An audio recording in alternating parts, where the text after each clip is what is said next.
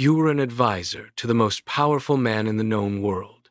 He controls armies, treasuries, the fate of entire provinces. And right now, at 10 in the morning, he is completely, unmistakably intoxicated and has been for most of the past week. You cannot say anything. You cannot suggest he wait until after the council meeting, because the last person who tried that isn't an advisor anymore. Here's something history class tends to gloss over. A shocking number of the men who sat on ancient thrones, who commanded legions, who were worshipped as living gods, were also, by any honest modern definition, functioning addicts. Not occasionally drunk at a feast. That was just Tuesday for most ancient elites. We're talking about rulers whose substance use shaped actual policy, actual wars, actual succession crises. Today, we are going through the documented, historically verified cases of ancient power and ancient intoxication. And by the end, you're going to look at a few famous names very differently. Let's start with the man whose relationship with opium is so well documented, it's practically a footnote in every biography written about him.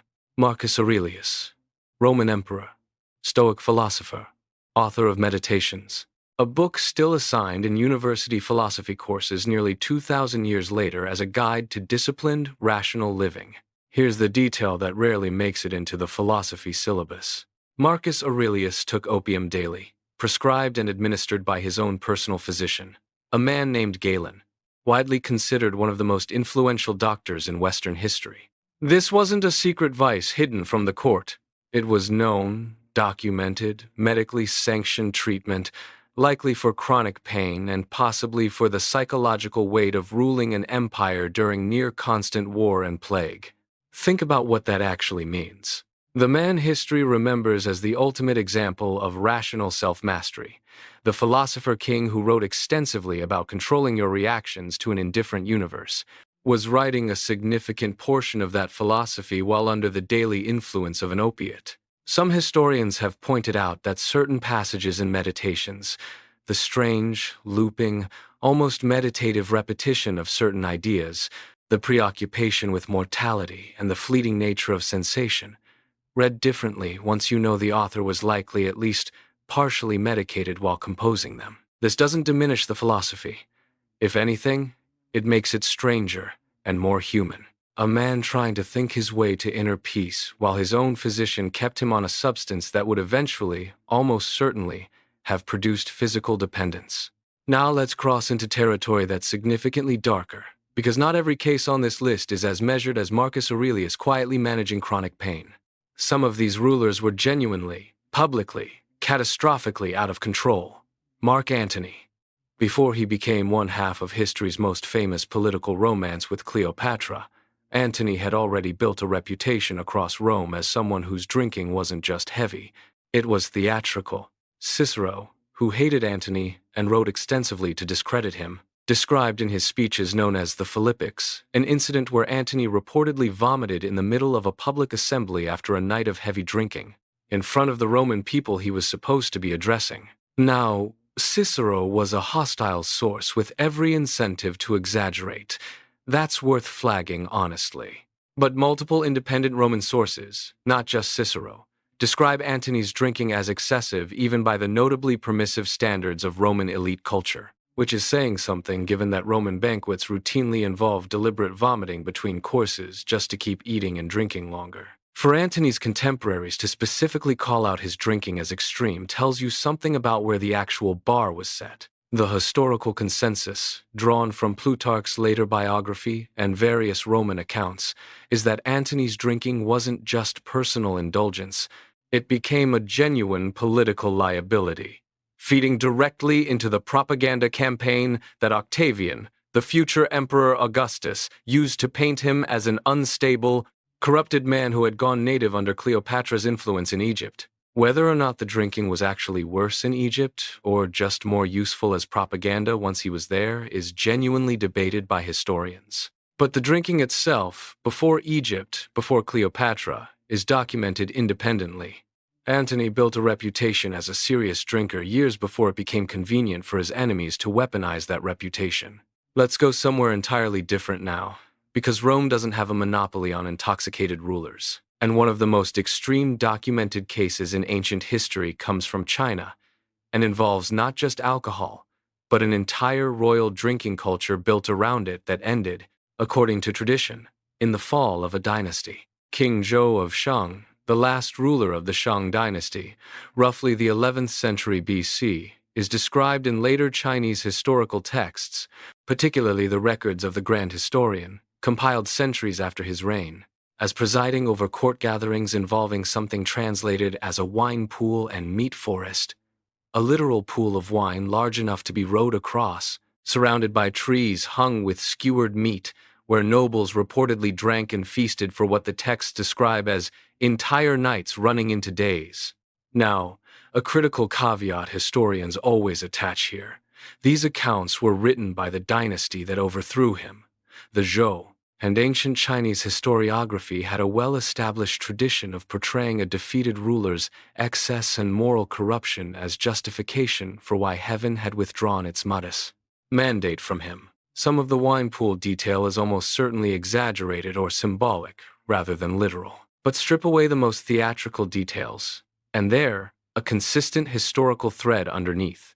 Multiple independent later texts describe King Zhou's court as one where sustained, extreme alcohol consumption among the ruling elite was a documented, central feature of his reign, not an isolated incident. Whether the pool was literal or a literary flourish, the underlying accusation, that the ruling class was so consistently intoxicated that governance itself broke down, that military readiness collapsed, that officials who tried to intervene were reportedly executed for the attempt, appears across enough independent sources to suggest something real sat beneath the legend.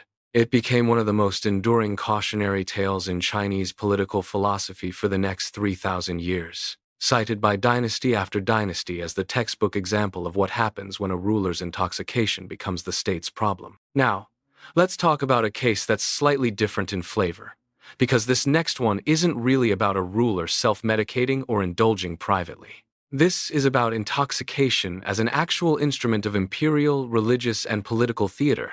Ancient Egyptian pharaohs, particularly during the New Kingdom period, roughly 1550 to 1070 BC, presided over religious festivals that were, quite literally, built around achieving collective intoxication as an act of worship. The Festival of Drunkenness, known from temple inscriptions particularly associated with the goddess Hathor and Sekhmet, involved ritualized mass drinking specifically intended to induce an altered, ecstatic state believed to bring participants closer to the divine. Temple inscriptions describe attendees, including the pharaoh and royal court, drinking heavily as a religious obligation, not a moral failing, followed by ritual sleep and awakening believed to represent rebirth and renewal. The pharaoh wasn't hiding this or being criticized for it. He was leading it, participating in state-sanctioned, religiously mandated intoxication as part of his role bridging the human and divine worlds. This flips the entire framing we've been using so far. With Marcus Aurelius and Mark Antony, intoxication is something happening to or despite their role as ruler. In ancient Egypt, for at least this specific festival context, intoxication was the job. It was an expected, structured, publicly celebrated part of what a pharaoh did to maintain cosmic and religious order.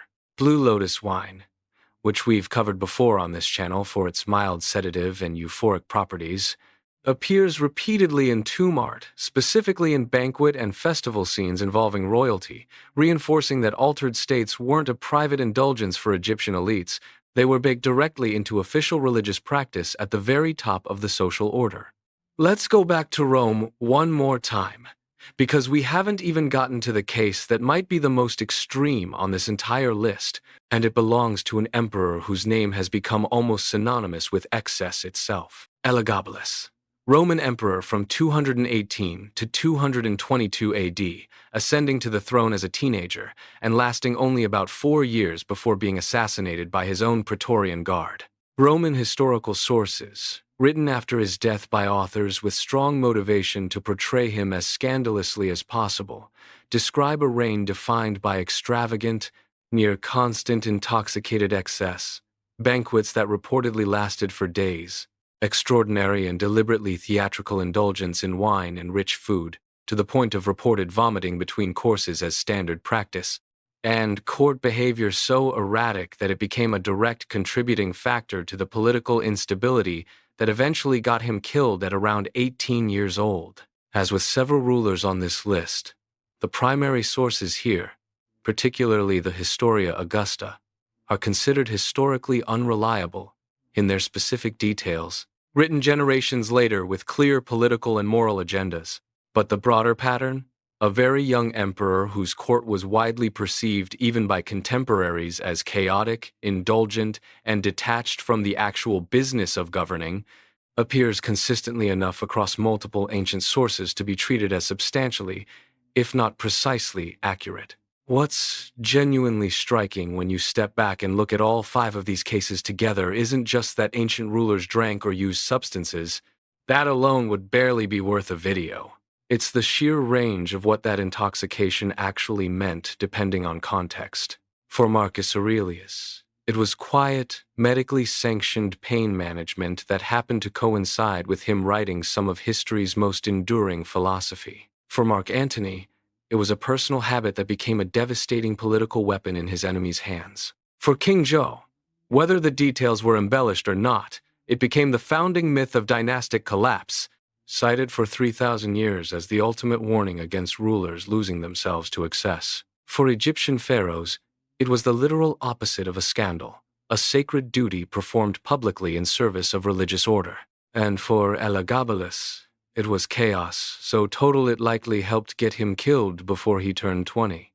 Same basic behavior, 5 wildly different meanings, depending entirely on who was doing it, why, and who got to write the history afterward. And that last part matters more than almost anything else in this video, because here's the uncomfortable through line connecting nearly every case we just covered. Almost none of what we know about these rulers' intoxication comes from neutral sources. Cicero hated Antony and wanted him destroyed politically. The Zhou dynasty had every reason to make their predecessor look as depraved as possible to justify taking his throne.